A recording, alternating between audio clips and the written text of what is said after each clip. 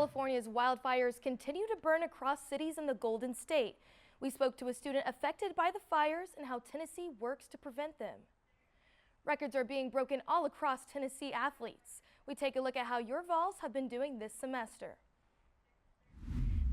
Thanks for joining us for TVC News. I'm Alexa Durbin. From the California wildfires' impact on students here at UT to scam phone calls from UTPD, we're following a few breaking news stories for you today. If you took Neelan Drive yesterday morning, you might have noticed police near the rowing house. A body was pulled from the river near Henley Street Bridge around 8:30 a.m. Police say there is no foul play expected, but we will keep you updated on this story and on our Instagram at TVC News Now. A scary call for your parents. Your child is in jail and you need to pay to get them out. Some of your parents may have gotten a phone like this from UTPD. It's a scam. Our Carson Lowry is following this story on how you can stay safe from these calls.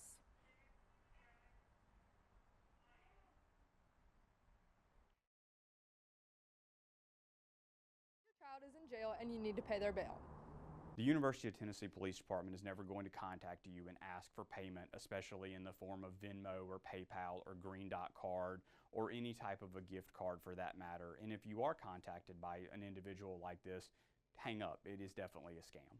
Police warn the scam call appears to come from a Knoxville number. They may try to get you to pay hundreds or sometimes close to thousands of dollars through PayPal or Venmo. Police say they will never ask you to pay anything using those apps. Just be sure you're tuned in.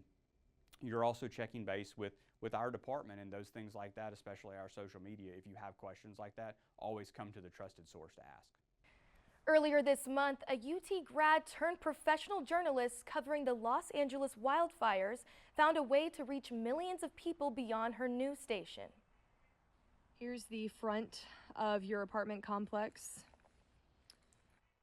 CBS Sacramento reporter Ashley Sharp began posting behind-the-scenes footage of her coverage on TikTok, where she amassed thousands of new followers, all wanting to know more about the impacted areas near their home.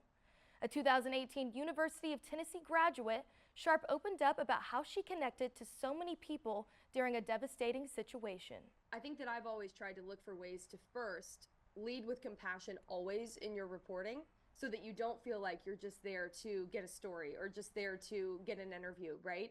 And then I think that what I started to feel was, can I do one simple thing to help? Like, is there something that I can do because I have this access to help in this scenario? You can see Sharp's wildfire coverage on both TikTok and Instagram at Ashley on TV, and even read about her experience on people.com. Even over 2,000 miles away, students here at UT have been affected by the wildfires. Our Toby Fagan talked to one of these students as well as an expert on how to prevent wildfires. With fires raging across Southern California, many people in East Tennessee have been worried what is happening on the home front in terms of fire preservation.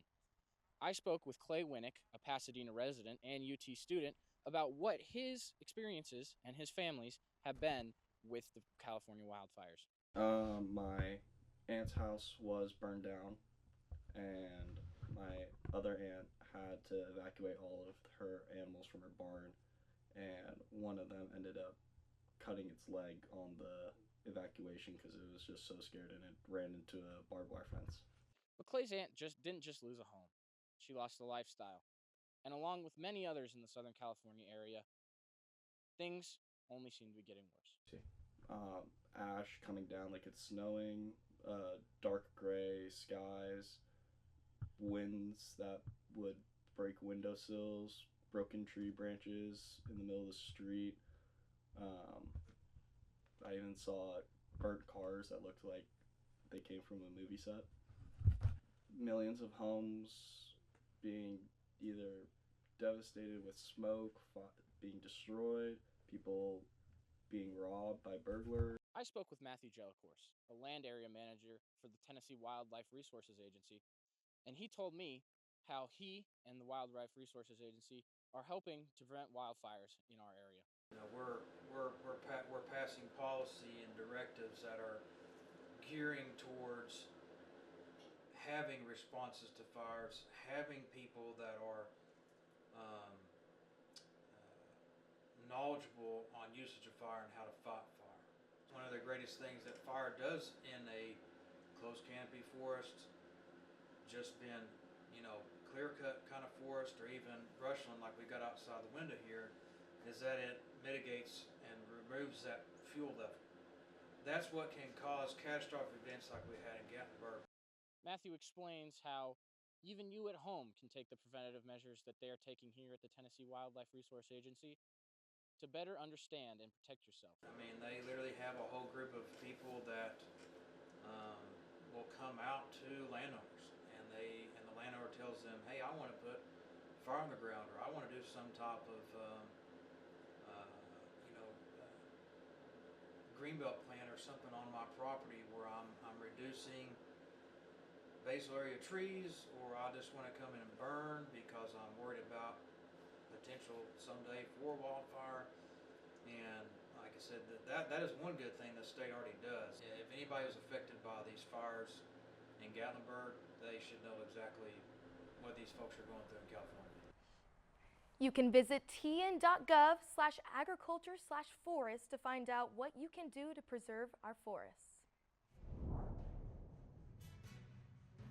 Coming up after a short break, it's time once again to check in with your Tennessee Volunteers. Basketball is in full swing, and with a new head coach for the Lady Vols in Kim Caldwell and Rick Barnes looking for a deep tournament run, it's sure to be an interesting season. And your swim and dive team is breaking records both in and out of the water. We take a look at what they're doing. Whether it's our stories, the warmth of our laugh, or our family's secret sauce, we all bring something different to the table. So make some space. The power of connection is waiting right outside your comfort zone. Learn how you can help strengthen your community at belongingbeginswithus.org/teamup.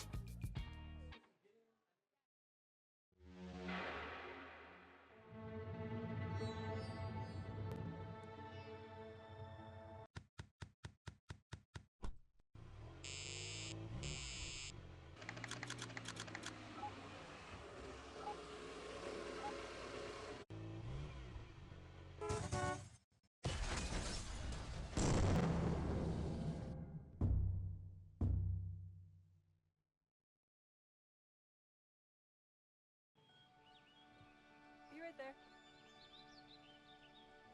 Wait. Use the shovel and bucket of water, remember? Drown, stir, drown, feel. Then make sure it's cool. Where'd you learn that? SmokeyBear.com. Brushed up on some tips before we left. Don't want to start a wildfire, right? Only you can prevent wildfires. We are the Tennessee Volunteers. People who create connections, push boundaries, do the research that changes lives. We've got world-class academics and championship athletics. To be the best, you gotta learn from the best. And if you wanna lead, you gotta light the way. We've got what it takes. It takes a volunteer.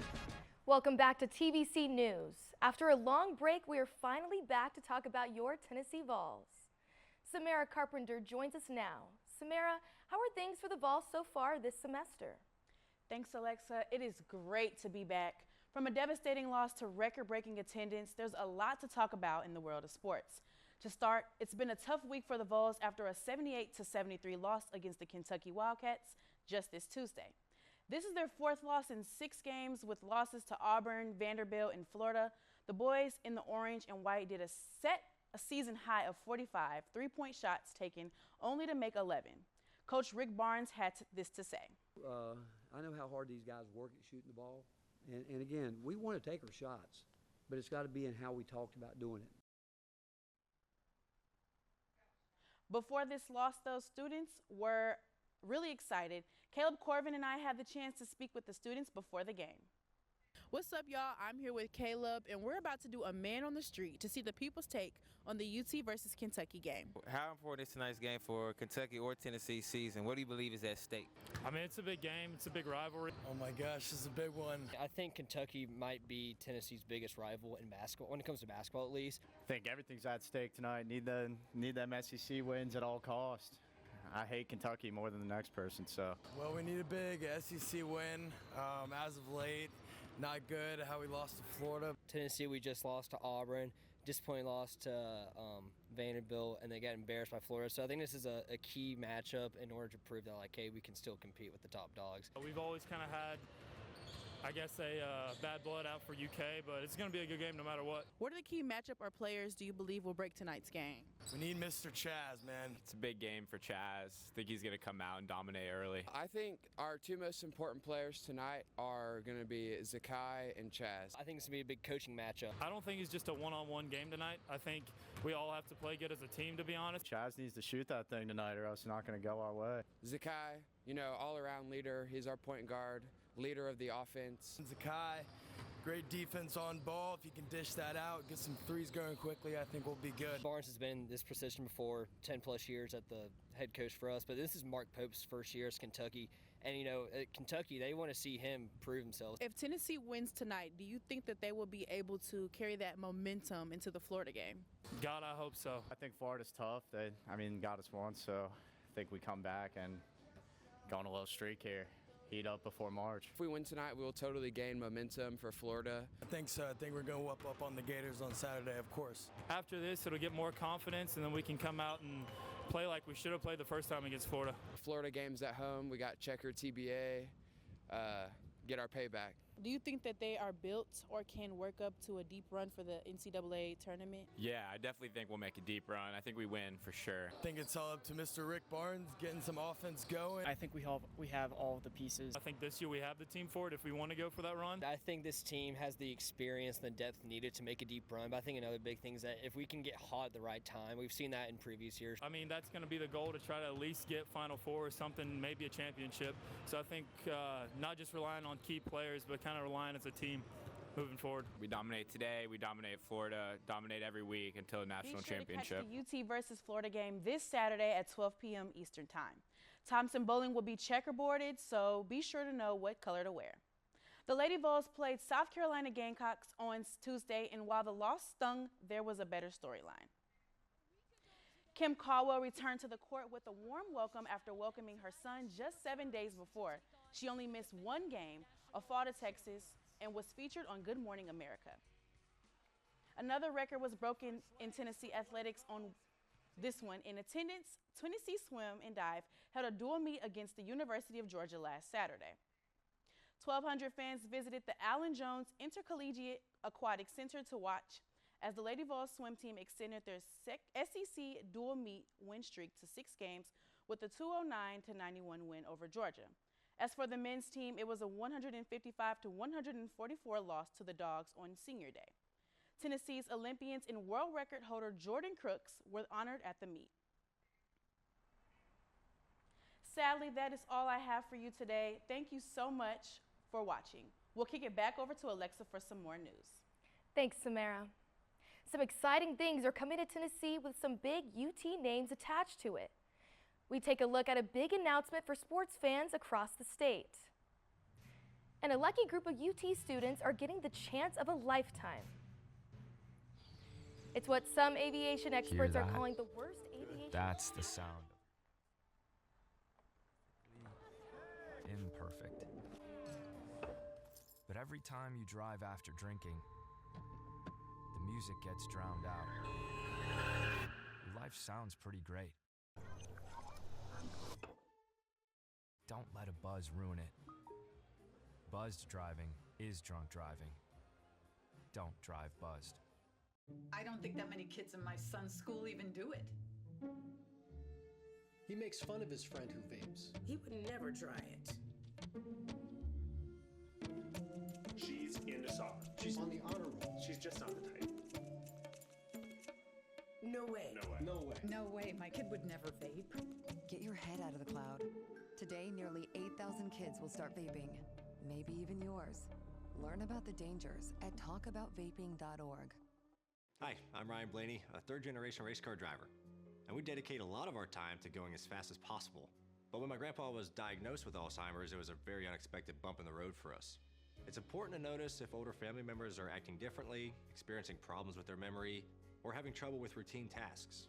Early detection of Alzheimer's can give your family time to explore support services, make a plan for the future, and access available treatments. If you or your family are noticing changes, it could be Alzheimer's. Talk about seeing a doctor together. We are the Tennessee Volunteers. People who create connections, push boundaries, do the research that changes lives. We've got world-class academics and championship athletics. To be the best, you gotta learn from the best. And if you wanna lead, you gotta light the way. We've got what it takes. It takes a volunteer. It's what some aviation experts are calling the worst aviation disaster in 24 years. Around 9 Wednesday night, an American Airlines flight collided mid-air with a Black Hawk helicopter before crashing into the Potomac River. Yesterday, officials said that all 67 died in the crash. Here, multiple flights from Knoxville to D.C. have been grounded, and more investigation is in the future. At UT, 10 students are getting the opportunity of a lifetime. They'll be traveling to New Orleans to work the Super Bowl. The group will be working the game and meeting with professionals in business, sports, and marketing. And of course, VFL Trey Smith and the Chiefs are seeking a third straight Super Bowl win. And some big news in the professional sports world. Nashville announced its bid for WNBA franchise. Some big UT names were attached to the bid, like Peyton Manning and Candace Parker. The proposed name for the franchise is the Tennessee Summit, a homage to the iconic Pat Summit. That's all the time we have for you today. Thank you so much for joining us. I'm Alexa Durbin. Be sure to tune in next week, and until then, go Vols.